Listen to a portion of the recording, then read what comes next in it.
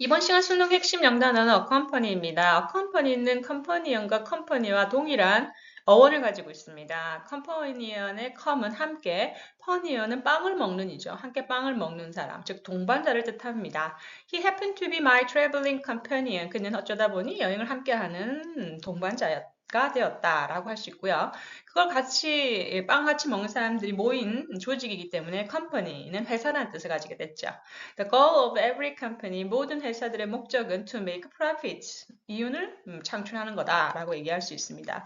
여기 AC가 붙어서 동반하다라는 뜻으로 쓰입니다. This storm is expected to, 이 태풍은 예상이 됩니다. Be accompanied by a lot of rain, 많은 비를 동반할 것으로 예상된다라고 할 수가 있는 거죠. 사람이 사람을 동반한다는 뜻도 있지만 수능에서는 이렇게 어떤 현상이 다른 현상과 함께 발생한다는 문맥에서 유의가 필요합니다. 자, 그러면 accompany가 등장한 20학년도 수능 22번 문제 살펴보겠습니다. 다음 글의 요지로 가장 적절한 것을 묻고 있습니다. 언제나 그렇듯이 키워드를 중심으로 뼈대를 만들어가면서 답을 찾아보도록 하죠. In retrospective, 즉 뒤쪽을 보는 거죠. 해상해 보건데 It might seem surprising입니다. that 이하가 놀라울 수도 있어요 라고 하네요. it은 가주어, that은 진주어입니다. 자, 그럼 that 이하의 내용을 보죠. 자, that 이하에서 지금 주어는 something인데 something을 뒤에서 길게 수식해주고 있어요. As mundane as the desire to count sheep이라고 합니다. 여기서 as 구문은 뭐뭐만큼 뭐뭐하니라는 뜻이죠. 그래서 양의 수를 세는 욕구만큼이나 세속적인 어떤 것이, 그죠? 그런 세속적인 어떤 것이 was the driving force였답니다.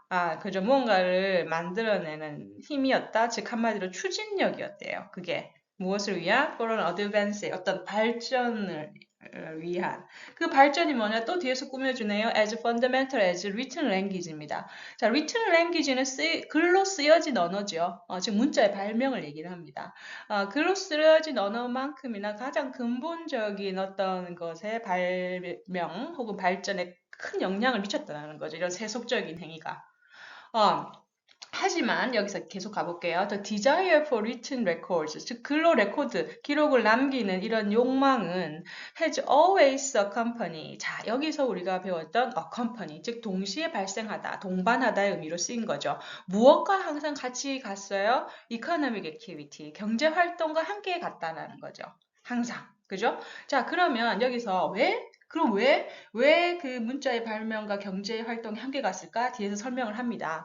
왜냐하면 since transactions, 즉 이런 거래, 교역은 are meaningless, 의미가 없어요. 언제? unless가 나옵니다. 뭐뭐 하지 않는다면 이란 뜻이죠. 그러면 unless you can clearly keep track of는 추적하다 혹은 기록하다라는 뜻이에요.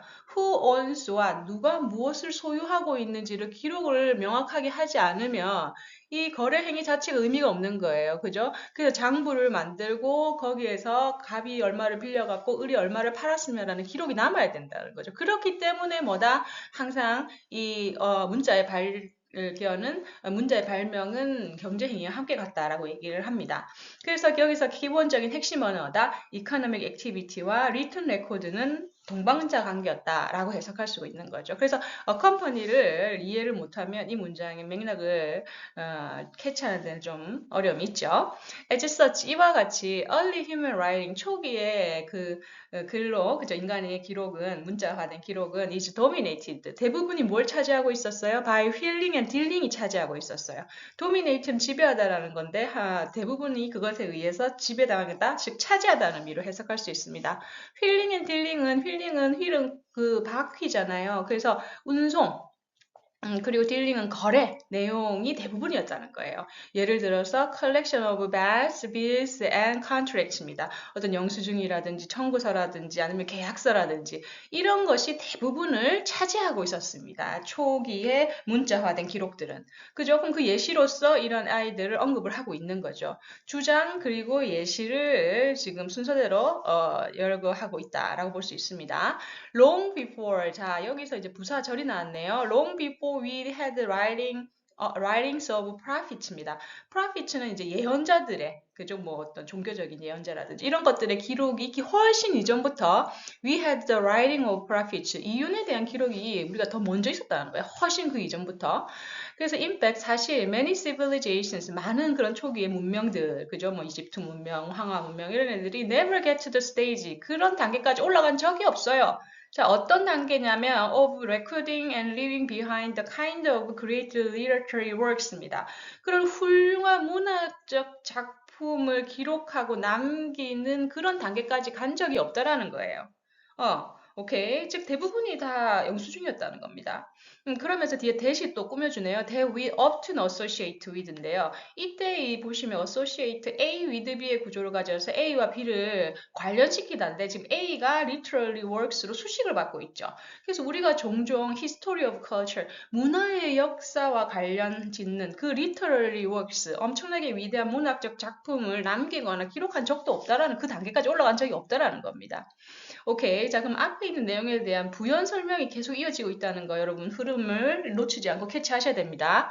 What survives these ancient societies? 이러한 고대 사회에서 살아남은 것은 is 뭐다? For the most part 대부분이 a pile of receipts입니다. 영수증 더미였다라는 거죠.